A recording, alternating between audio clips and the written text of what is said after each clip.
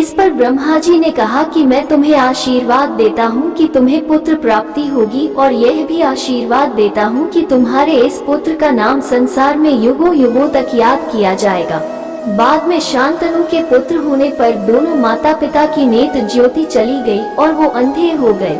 उस बालक का नाम श्रवण कुमार रखा गया।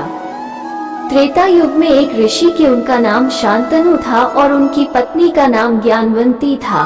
उन दोनों के कोई संतान नहीं थी।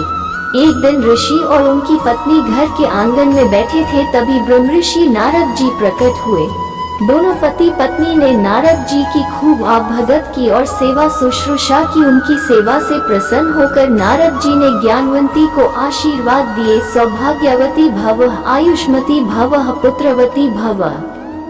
यह आशीर्वाद शंकर ज्ञानवंती ने पूछा कि है ऋषि, क्या तुम्हारा तीसरा आशीर्वाद भी सफल होगा?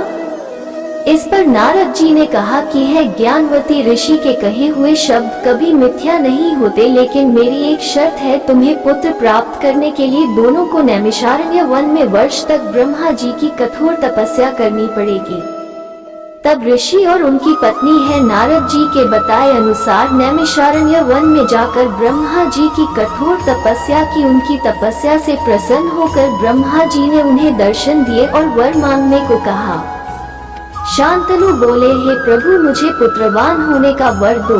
तब ब्रह्मा जी ने उन्हें कहा कि पुत्र अवश्य प्राप्त होगा, लेकिन मेरी एक शर्त है कि तुम्हारे घर में पुत्र होने पर तुम दोनों की नेत्र ज्योति चली जाएगी। इस पर शांतनु ने कहा कि हे प्रभु, क्या हुआ कि यदि मेरी नेत्र ज्योति चली जाएगी, मैं पुत्रवान तो कहलाऊंगा, लोग मुझे नपुंसक तो नहीं कहेंगे। मुझे आपकी सभी शर्तें मंजूर है।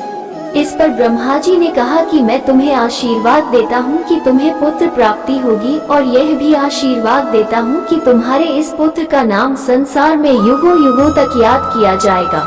बाद में शांतनु के पुत्र होने पर दोनों माता पिता की नेत्र ज्योति चली गई और वो अंधे हो गए। उस बालक का नाम श्रवण कुमार रखा गया।